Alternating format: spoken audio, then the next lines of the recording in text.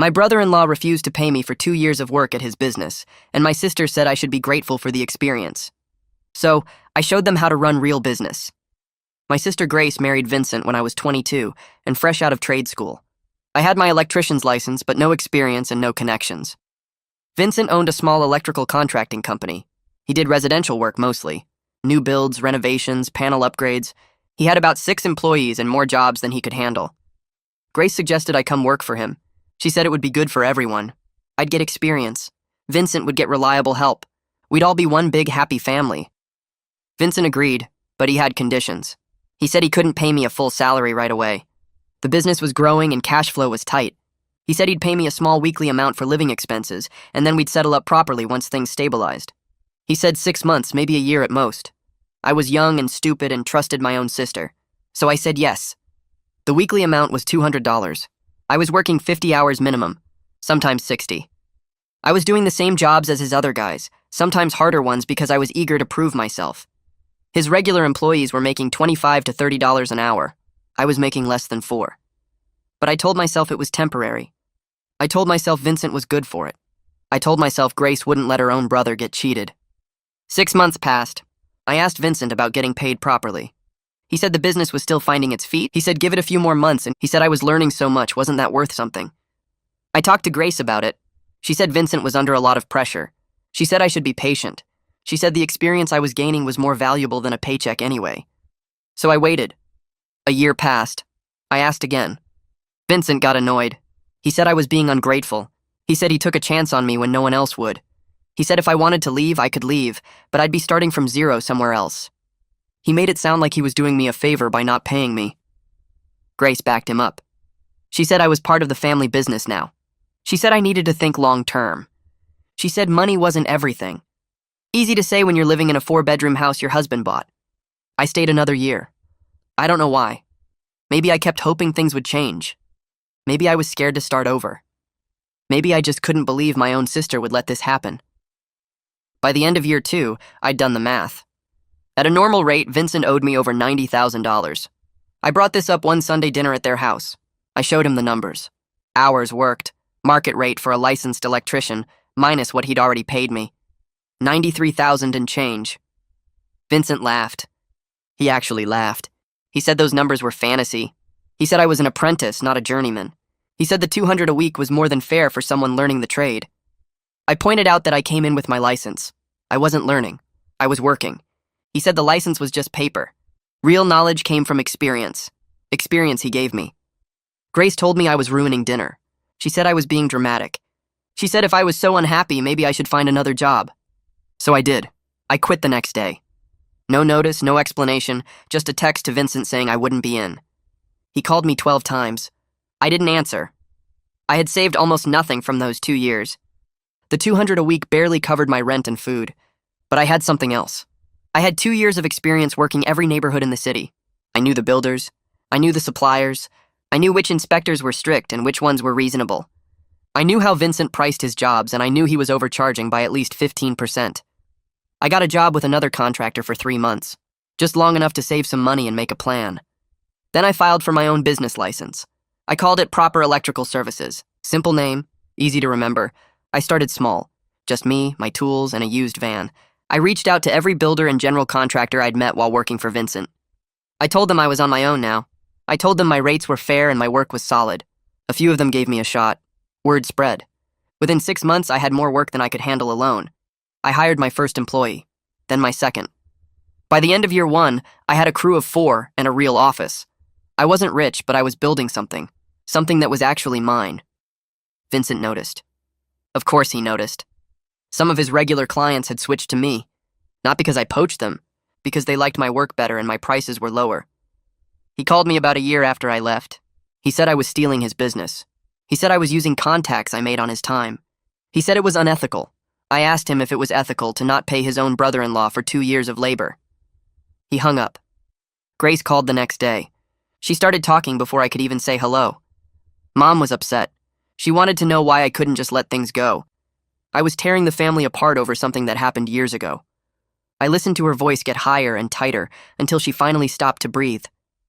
Then I told her I let things go for 2 years while Vincent stole from me. I let it go while he paid his other guys fair wages and gave me scraps. Now I was succeeding on my own, and that made her mad. She went quiet for a second. Then she came back with how Vincent was struggling financially, how I took his best clients, how his business was falling apart because of me. I reminded her those clients chose me. They picked my company because I did better work for fair prices. Nobody forced them to switch. Grace got quiet again when I pointed out that Vincent clearly had money to pay his other employees properly. Just not his own brother-in-law. He found $25 to $30 an hour for strangers, but couldn't manage more than $4 for family. She tried to say something, but I kept going. The math was simple, and she knew it. The call went downhill fast after that. Grace said I had changed, that I was selfish now, that money mattered more to me than family. I told her she chose her husband's lies over her own brother's livelihood 2 years ago. She made that choice every time she told me to be patient, every time she said experience was more valuable than a paycheck. I hung up feeling angry but also relieved. I finally said what needed saying. No more pretending things were okay when they weren't.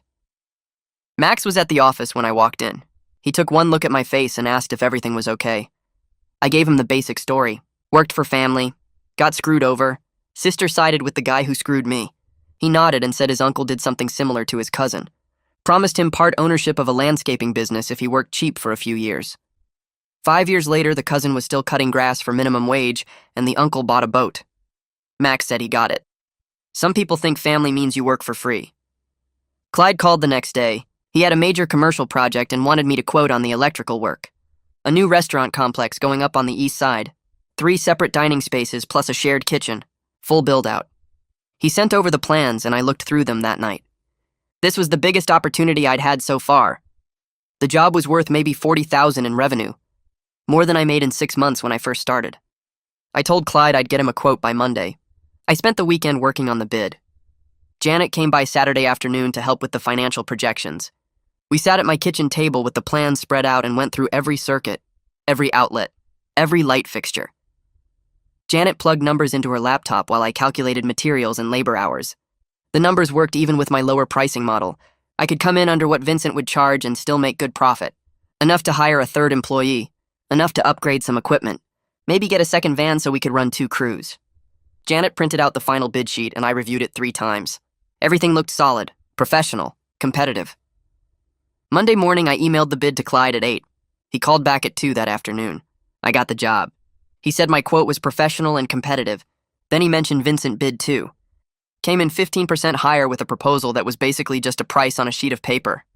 No breakdown, no timeline, no detail work. Clyde said he appreciated the thoroughness of my bid, made him confident I knew what I was doing. I hired Tucker the following week. He was 23 and fresh out of trade school. Reminded me of myself a few years back, eager to work, wanted to prove himself. I interviewed him at the office and he showed up in clean work clothes with his license and a folder of his test scores. I asked him what he expected for pay. He said he'd take whatever I thought was fair since he didn't have much experience. I told him $22 an hour to start. His eyes got wide. He asked if I was serious. I said completely serious. I remembered what it felt like to work hard and get paid nothing. Nobody on my crew would ever feel that way. Bobby texted me out of nowhere on Thursday. Heard about the restaurant job. Congratulations. Said he always thought what Vincent did to me was wrong. Several of the crew felt the same way, but nobody wanted to say anything and risk their jobs. I thanked him and asked how things were going at Vincent's company. Bobby said it was getting rough. Vincent was stressed, snapping at employees over small stuff, bidding on jobs like he was desperate. The atmosphere wasn't good anymore. Bobby mentioned 2 more regular clients had switched to other contractors recently. Not to me specifically, but away from Vincent. Word was getting around that his work quality had dropped. Jobs were taking longer. Estimates were all over the place. One client had to call him back twice to fix problems with a panel installation. That kind of thing spreads fast in this business. Contractors talk, builders talk. Once your reputation starts sliding, it's hard to stop. I watched Vincent's business slide while mine grew. The satisfaction was real, but it didn't fill the gap where my sister used to be. Mom called on a Tuesday evening. I was at the office finishing paperwork when her name showed up on my phone. She started with small talk about the weather and her garden. Then she got to the point. She wanted me to come to Sunday dinner. Just family. She said it was time we all sat down and talked like adults. She said Grace missed me and Vincent was willing to discuss things. I asked what there was to discuss. Mom said we needed to move past this.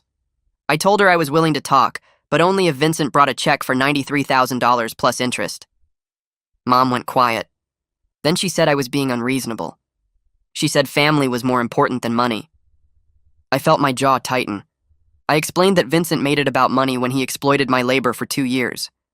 I said Grace made it about family when she told me to be grateful for being used. Mom said I was twisting things. She said Vincent made mistakes, but he was still family.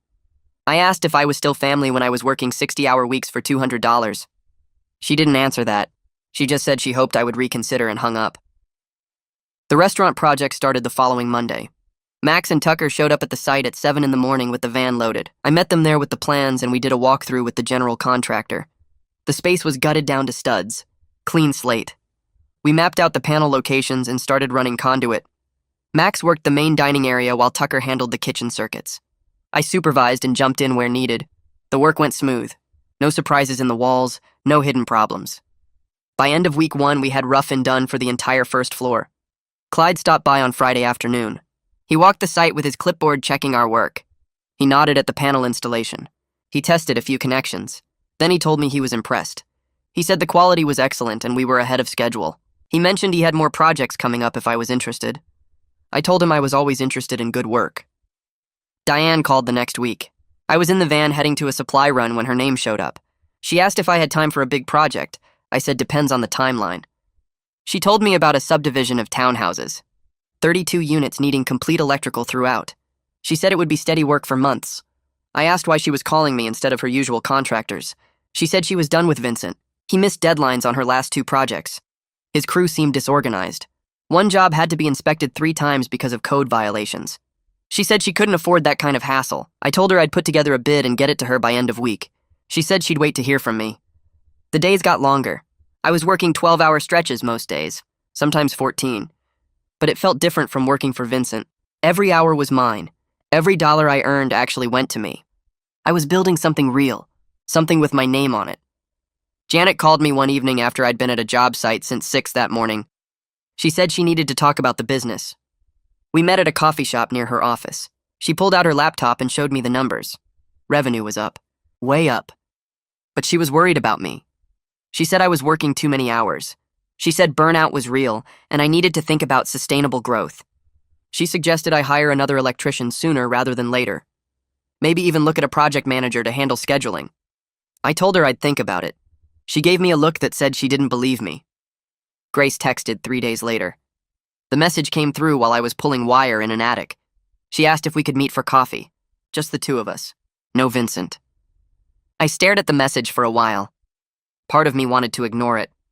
Part of me was curious what she wanted to say. I texted back that I could do Saturday morning. She sent back a thumbs up. Saturday morning, I got to the coffee shop first. I ordered black coffee and sat at a table by the window. Grace showed up 10 minutes late. She looked tired, dark circles under her eyes, hair pulled back in a messy ponytail. She ordered something with a lot of milk and sugar and sat down across from me. She didn't say anything at first, just stirred her coffee and looked out the window. Then she said things had been tense at home. Vincent was stressed about the business. He was drinking more, getting angry about small stuff. She said he was obsessed with me, with my success, with how I was doing better while he was struggling. I didn't say anything. I just waited. She asked how I was doing. I said I was fine, busy. She nodded like she expected that answer. I asked her directly if she understood why I left, if she understood why I was angry. She gave me a long answer about seeing both sides, about how relationships were complicated, about how business and family shouldn't mix. I let her finish. Then I asked a simpler question. Was Vincent wrong to not pay me? She looked down at her coffee. She said it was complicated. I asked how it was complicated. She said Vincent had expenses. The business was growing. Cash flow was tight. I reminded her those were the same excuses from 2 years ago. She said I was being harsh. I said I was being accurate. I told Grace I loved her, but I couldn't have a relationship with her if she wouldn't acknowledge what Vincent did was theft. Not a complicated family situation, not a misunderstanding. Theft. She started crying. She said I was forcing her to choose between her husband and her brother. People at other tables were looking over. I kept my voice calm. I explained that she already chose 2 years ago, when she told me to be grateful for being exploited, when she backed Vincent's excuses instead of standing up for her own brother. I said I was just finally accepting her choice. She wiped her eyes with a napkin. She said that wasn't fair. I said fair would have been getting paid for my work. We sat there for another minute in silence. Then she got up and left. I finished my coffee and watched people walk past outside. I felt sad, but also clear. Like something that had been muddy was finally settled. I spent the next week putting together the townhouse bid. I measured out the electrical needs for all 32 units. I calculated wire runs and panel loads. I priced out materials from 3 different suppliers to get the best rates. I built in labor costs that were fair to my crew and still kept my total under what I knew Vincent would charge. Janet looked over my numbers and said they were solid. She pointed out a few places where I could adjust the payment schedule to help with cash flow. I submitted the bid on a Friday afternoon. Diane called me Monday morning and said I got the job. She said my proposal was professional and detailed, and my price was competitive without being suspiciously low. The contract meant 8 months of steady work. It meant I could plan ahead instead of scrambling for the next job.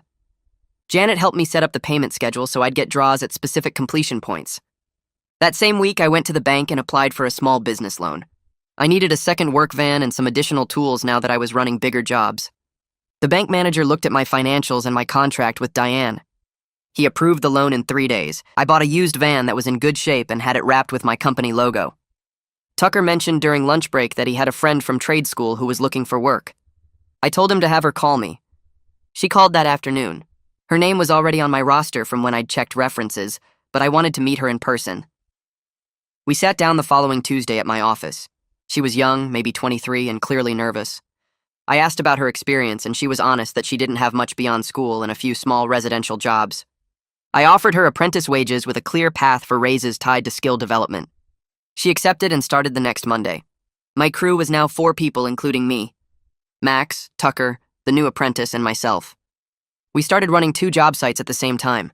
Max led one crew with the apprentice while I worked with Tucker on the other. The coordination was harder than I expected.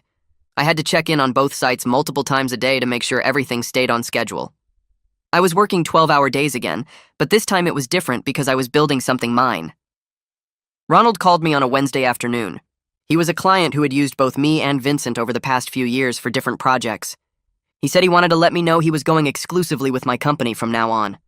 I asked him why, and he said Vincent's recent work had been sloppy. He'd had to call Vincent back twice on his last job to fix issues with a sub-panel installation.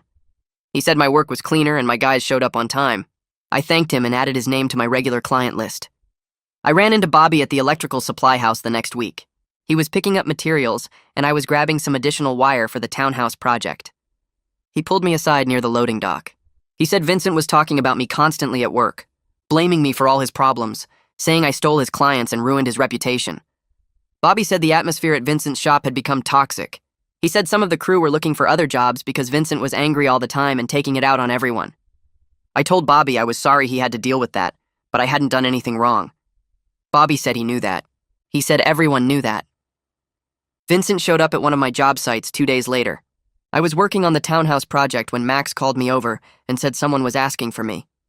I walked to the front of the building and Vincent was standing there next to his truck. He looked rough. Unshaved, wrinkled shirt, bags under his eyes.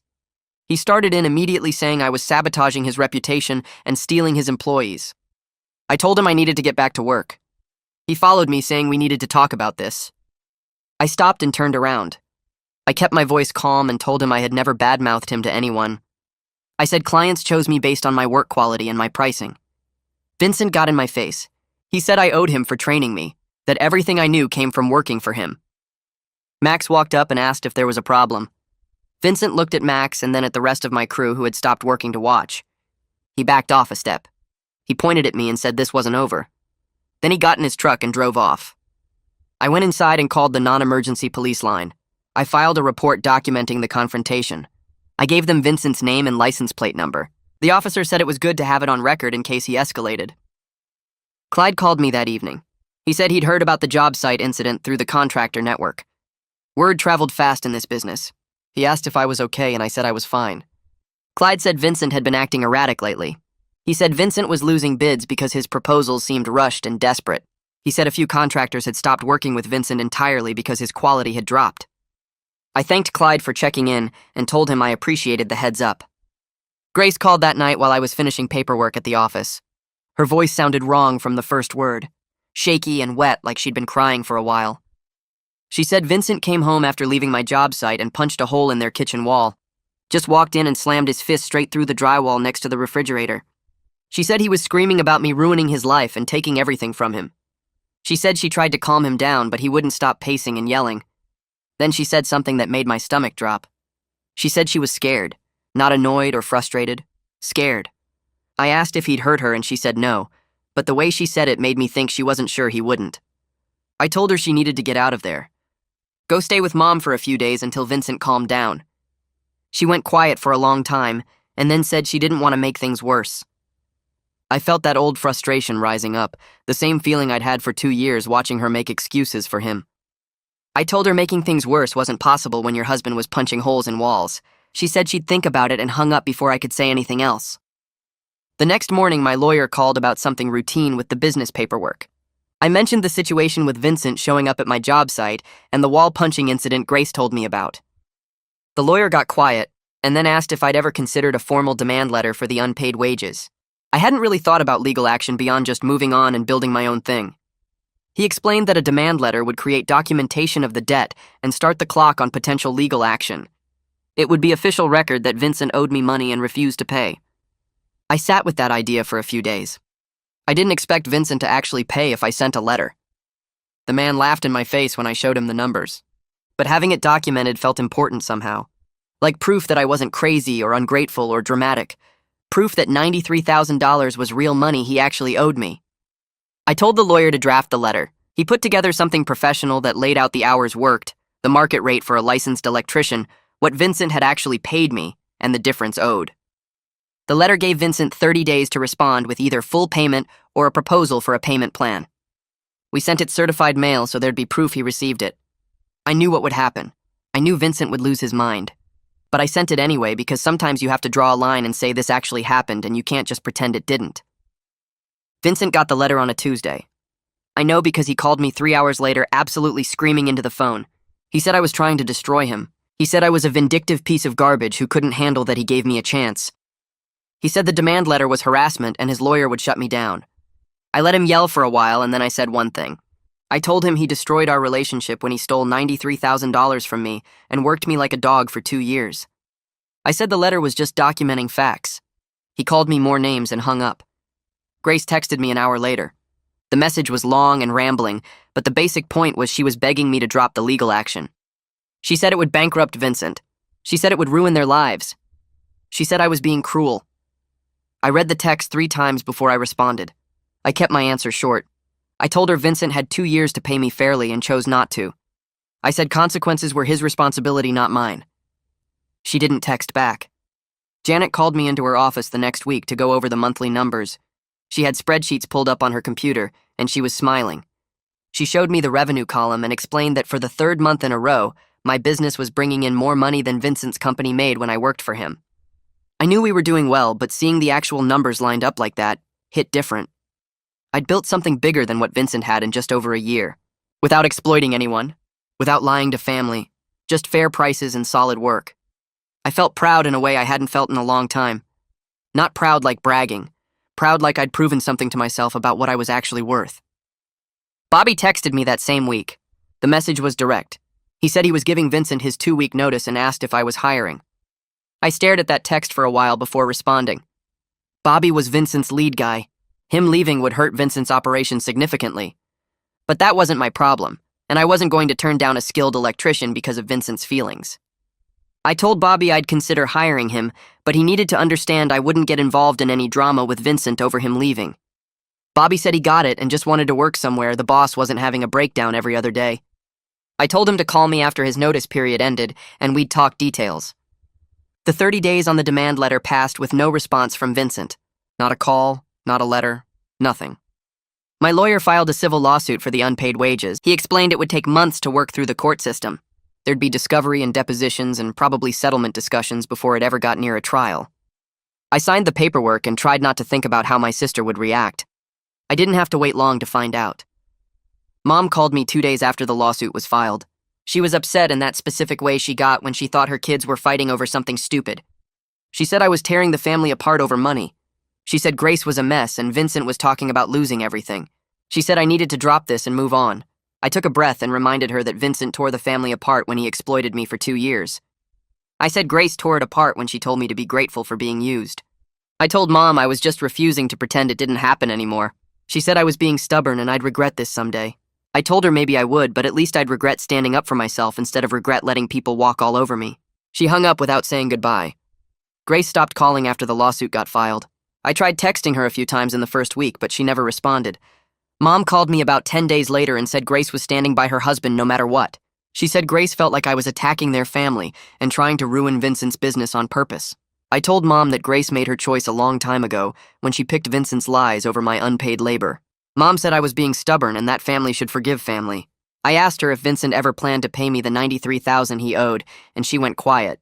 She said she didn't know, and then changed the subject to asking when I'd come for dinner again. I told her I'd come when Grace was ready to admit what Vincent did was wrong, not before. She sighed and hung up. It hurt knowing my sister chose Vincent over me, but I couldn't keep pretending it didn't happen just to keep peace. Grace picked her side, and I had to accept that even if it felt like losing part of my family. Diane called me 2 days later about some builders she worked with regularly. She said she'd been telling them about my company and how reliable my work was compared to other contractors in the area. She gave me 3 names and numbers, said they were all looking for good electrical contractors they could trust. I called the first one that afternoon, and he said Diane had recommended me highly. He had a commercial renovation starting in 6 weeks and needed a quote. I drove out to look at the site the next morning and put together numbers that evening. The second builder called me before I could reach out to him. He said Diane told him I was fair on pricing and always finished on time. He wanted quotes on 2 residential projects starting next month. The third builder emailed me asking about my availability for a shopping center remodel in the fall. Within a week, I had quotes submitted on all 3 projects, and my calendar was booking out 2 months ahead.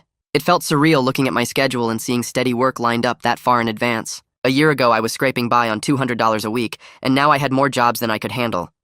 The business was growing based purely on doing quality work and treating clients fairly, exactly the opposite of how Vincent ran things. Word started spreading in the contractor community about Vincent's lawsuit. Clyde called me to ask if everything was okay with my business, and I told him it was fine, that the lawsuit was about Vincent owing me unpaid wages from when I worked for him. Clyde said he'd heard rumors that Vincent was involved in legal trouble, and some contractors were nervous about working with him. A week later, Bobby texted me that Vincent lost a major contract for a new apartment complex. The client found out about the lawsuit and decided they didn't want to deal with the drama. Bobby said the client specifically mentioned they were concerned about Vincent's business practices and reliability. The contractor network is small and everyone talks. Once people heard Vincent was sued for unpaid wages, it made them question whether he'd been fair with other people too. I didn't spread the story around, but I didn't hide it either. When contractors asked me directly, I told them the truth about working 2 years for almost nothing, while Vincent charged clients full price for my labor. Some of them said they'd had issues with Vincent's billing before, nothing major but enough to make them wonder. Vincent's reputation was taking hits he couldn't afford, and it was all because of choices he made years ago finally catching up to him. Bobby's 2-week notice period ended and I hired him officially. He showed up for his first day looking relieved to be working somewhere that wasn't falling apart. We were doing a panel upgrade at a commercial building, and Bobby worked fast and clean, exactly the kind of experience I needed on the crew. During lunch, he mentioned Vincent's company was down to 3 employees now. 2 guys quit the same week Bobby gave notice, and Vincent hadn't replaced them. Bobby said Vincent was barely getting by on small residential jobs, basic stuff like outlet installations and light fixture replacements. The bigger contracts were drying up because Vincent couldn't compete on price or reliability anymore. Bobby said the office felt like a morgue the last few weeks he was there, with Vincent stressed and snapping at everyone over minor things. I asked if Vincent ever mentioned me, and Bobby said yeah, constantly. Vincent blamed me for every client he lost and every employee who quit. Bobby said it got old fast listening to Vincent complain instead of fixing his actual business problems. I felt a little bad hearing how far Vincent had fallen, but mostly I felt like he earned every bit of it by refusing to pay me fairly when he had the chance. The lawsuit moved into discovery phase, and my lawyer requested Vincent's financial records. It took a few weeks, but eventually Vincent's lawyer had to turn over bank statements, client invoices, and payroll records going back 3 years. My lawyer called me into his office to go over what they found. He spread the documents across his desk and showed me invoice after invoice where Vincent charged clients $25 to $30 per hour for my labor. The invoices listed me as a licensed electrician working on the projects. Then he showed me Vincent's payroll records, which proved he only paid me $200 per week no matter how many hours I worked. My lawyer did the math right there in front of me. Vincent billed clients over $98,000 for my work over 2 years. He paid me $21,000 total. The difference was $77,000 that Vincent kept, while telling me the business couldn't afford to pay me properly. My lawyer said this strengthened our case significantly because it showed Vincent wasn't just struggling financially, he was actively profiting off my unpaid labor while lying about the company's situation. The records proved everything I'd been saying about being exploited. Vincent charged clients full price for a licensed electrician, then paid me less than minimum wage and pocketed the difference. It was theft, plain and simple, and now we had documentation proving it. 6 months after I filed the lawsuit, Vincent's lawyer contacted mine about settlement talks. My lawyer called me and said Vincent's side was finally acknowledging the debt existed, but they were claiming Vincent couldn't pay the full amount right away. His business was struggling and he didn't have $93,000 sitting in the bank. Vincent's lawyer wanted to discuss payment terms and settlement amounts. My lawyer asked what I wanted to do, and I said I wanted to hear their offer, but I wasn't going to just let Vincent off the hook completely. We set up a meeting for the following week. I went to my lawyer's office and sat through an hour of back and forth with Vincent's lawyer on a conference call. They offered $40,000 paid over 5 years. My lawyer said that was insulting and countered with $80,000 paid over 2 years. Vincent's lawyer said Vincent couldn't afford those terms. They went back and forth while I sat there getting more frustrated. Finally, Vincent's lawyer offered $60,000 paid over 3 years. My lawyer looked at me and I thought about it. $60,000 was less than the $93,000 owed, but it was more than I realistically expected to collect if we went to trial. My lawyer explained that going to court could get me a judgment for the full amount, but actually collecting it would be difficult if Vincent's business failed. A trial would cost money and time with no guarantee I'd see more than the settlement offer. Plus, there was the risk of Vincent declaring bankruptcy and me getting nothing at all. I told my lawyer I'd accept $60,000 over 3 years, but only if Vincent acknowledged in writing that he owed me for unpaid wages. I didn't just want the money, I wanted the admission that what he did was wrong. My lawyer negotiated that into the settlement agreement. Vincent had to sign a document stating he failed to pay me fair wages for 2 years of licensed electrical work and that he owed me compensation for that unpaid labor. The settlement wasn't about getting every dollar anymore. It was about the principle of making Vincent admit what he did.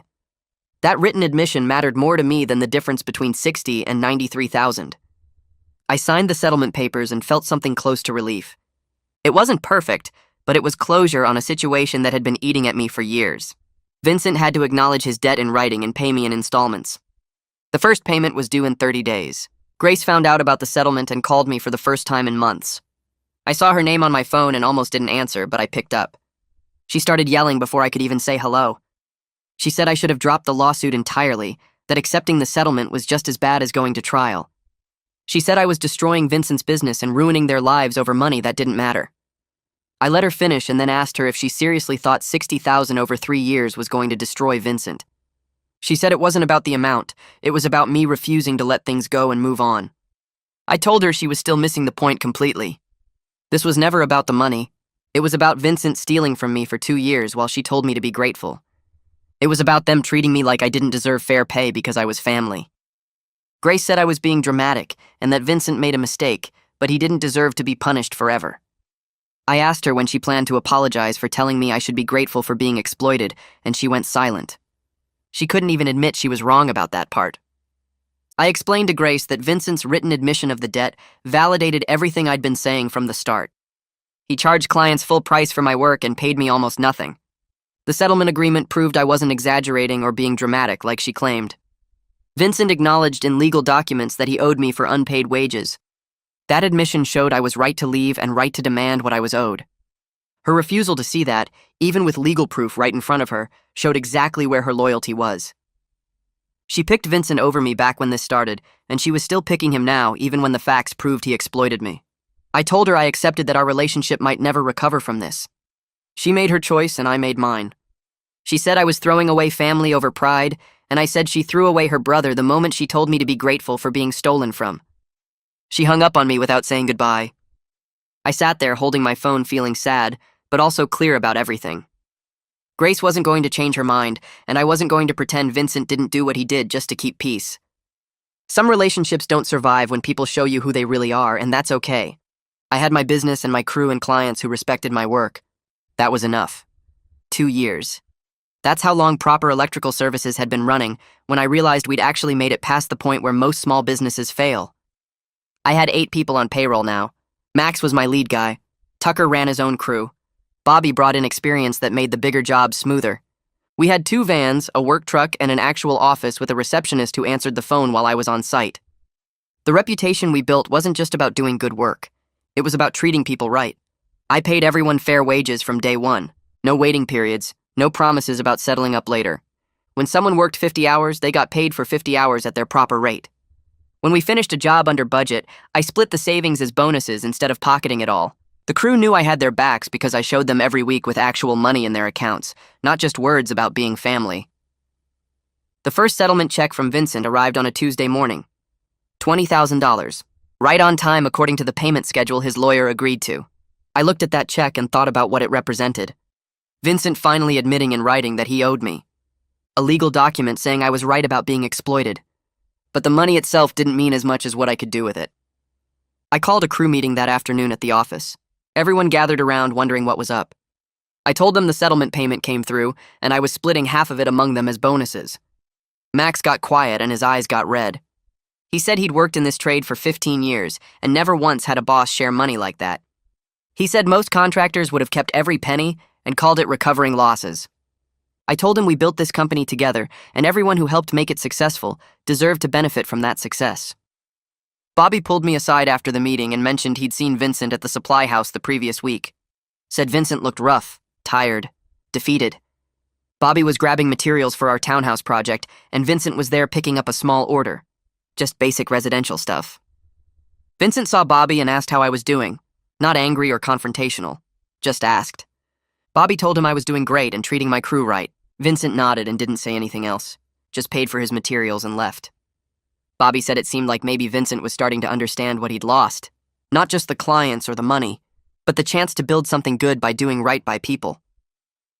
I ran into Mom at the grocery store on Saturday morning. I was grabbing coffee and she was in the produce section.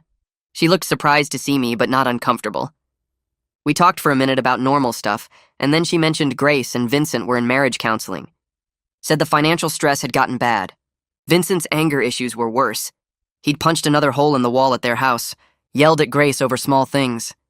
She said Grace was finally seeing some problems clearly. Mom's voice was careful when she said it, like she was testing whether I wanted to hear about them. I asked if Grace was safe and Mom said yes, that Grace was handling it. I nodded and started to walk away, but Mom touched my arm. She said she understood now why I was so hurt. Said she was sorry for not supporting me better when everything started. I looked at her and felt something shift. Not anger, just tiredness. We got coffee at the shop next door to the grocery store. Sat at a small table by the window. Mom kept apologizing and I finally told her I wasn't looking for apologies. I just wanted acknowledgement that what happened was wrong. That Vincent stole from me and Grace backed him up. Mom nodded and said she saw that now. Said she'd been so focused on keeping peace in the family that she didn't want to see how bad Vincent's treatment of me actually was. She admitted she made excuses for him because confronting it meant dealing with the fact that Grace married someone capable of that kind of exploitation. I appreciated her honesty. We finished our coffee and I told her I loved her, but I couldn't pretend things were fine with Grace and Vincent just to make family dinners easier. She said she understood. Clyde called me on Monday with something big. Said he wanted to talk about a partnership opportunity. We met at his office that afternoon and he laid out the details. Major commercial development project. New shopping complex with multiple buildings. Full electrical contract worth over $200,000. He said my company's reputation had grown to where I was competing for serious contracts. The kind of work Vincent always wanted but never achieved because his bids were sloppy and his reputation was mixed. Clyde said he'd worked with me enough to know I could handle it. He wanted to partner on the project. His company doing the general contracting. Mine handling all electrical, profit sharing on the whole development. This was the jump I'd been working toward. Commercial work. Big contracts, real growth. I accepted the partnership and immediately started planning the expansion. Called Janet and told her we needed to restructure the business finances to support sustainable growth. Hired 2 more electricians within the week, both licensed, both experienced. I paid them proper wages and brought them into a crew that already knew how to work together. Janet helped me set up the accounting to track the commercial project separately. Got a line of credit from the bank to cover material costs up front. Everything was moving fast, but it was controlled growth, not desperate expansion. I learned from watching Vincent scramble and overextend. I was building something that could last. Vincent missed the second settlement payment. It was due on the 15th, and by the 20th, nothing had arrived. My lawyer got a call from Vincent's lawyer asking about modified payment terms. They wanted to extend the schedule, lower the monthly amounts. My lawyer pushed back hard. The settlement was already generous compared to what Vincent actually owed. The terms were clear. Vincent's lawyer tried arguing about financial hardship, but my lawyer pointed out that missing payments meant penalties according to the agreement Vincent signed. 3 days later, the check arrived with an extra $500 in penalty fees. Vincent was scrambling. His business was struggling, and the settlement payments were making it worse. Part of me felt bad. Most of me remembered 2 years of being told I should be grateful for $200 a week. Grace called me on a Wednesday night. I almost didn't answer, but something made me pick up. She told me she'd separated from Vincent temporarily and moved in with Mom. Her voice was different, quieter, less defensive. She said she was finally seeing how Vincent's pride and poor decisions affected everything. How he treated me, how he ran his business, how he handled stress by getting angry and breaking things. She said the marriage counselor asked her questions about Vincent's behavior that made her realize she'd been making excuses for years. Not just about me, about everything. She asked if we could meet for lunch, just the two of us. I said yes. We met at a cafe downtown on Saturday. Grace looked tired but more present somehow, like she'd been hiding behind something for years and finally stepped out from behind it. We ordered sandwiches and she started talking before the food even arrived. She gave me a real apology, not the half apology from before. She said she was sorry for not believing me, for choosing Vincent's version of events over mine, for telling me I should be grateful when I was exploited. She admitted she was scared to see the truth because seeing it meant acknowledging she married someone capable of treating family that way, meant admitting her judgment was that wrong about the person she built her life with. She said watching Vincent spiral over the past year forced her to see things clearly. His anger, his pride, his refusal to take responsibility. She saw how he treated me and realized he was capable of treating her the same way when things got hard. I told her I wasn't forcing her to choose anything. She made her choice 2 years ago when she backed Vincent instead of me. Now I was just living with the reality of that choice. We met for coffee again the next week, and this time Grace listened more than she talked. I explained that I could rebuild our relationship, but Vincent wasn't part of my life anymore. Not at family dinners, not at holidays, not ever. She asked if that would change if they got divorced, and I told her honestly that I didn't know. The damage went beyond their marriage. It was about her choosing to let me be exploited and calling it family loyalty. Grace nodded slowly and said she understood. She wouldn't push for reconciliation or try to sneak Vincent into situations. She just wanted her brother back, whatever that looked like now. The medical complex contract came through 3 weeks later. Janet called me while I was on a job site, and I had to sit down in the van to process the numbers. $240,000 for the full electrical build. Design, installation, inspection, everything. The project timeline was 8 months with milestone payments. I'd need to hire more people and probably lease additional equipment, but the profit margin was solid even with those costs. This single contract would bring in more money than I would have made in 3 years working for Vincent at proper wages. I called Max and told him we just landed the biggest job in company history. He whooped so loud I had to pull the phone away from my ear. Vincent's final settlement payment arrived on schedule, delivered by certified mail with all the legal paperwork. $60,000 paid over 3 years, every payment made even when I knew it hurt his struggling business. I deposited the check and met with a commercial real estate agent the same afternoon. I'd been looking at properties for months, waiting for the right moment.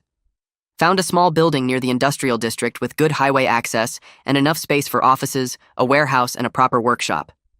The settlement money covered the down payment. I signed the purchase agreement 2 weeks later. The previous owner's sign came down and mine went up. Proper electrical services in bold letters across the front of a building I actually owned. Something I built from nothing after Vincent tried to keep me small and dependent and grateful for scraps. 3 years after I sent that text message quitting Vincent's company, I walked through my building doing a head count for the new employee handbook Janet was putting together. 15 people on payroll, licensed electricians, apprentices, an office manager, a purchasing coordinator. Every single one of them paid fair wages with health insurance and retirement contributions. Max ran the commercial division. Tucker headed up residential. Bobby managed the service and repair team. We had regular clients, steady work, and a reputation for quality and reliability. I proved you could succeed without exploiting people. That treating employees well made them work harder and stay longer. That family who watched you get cheated and told you to be grateful weren't worth sacrificing your dignity to keep around. Vincent's business barely survived with 3 employees doing small residential jobs. Grace and I had coffee every few weeks and talked carefully around certain subjects. Mom finally admitted she should have supported me sooner. And I ran a company built on the simple idea that people deserve to be paid fairly for their work.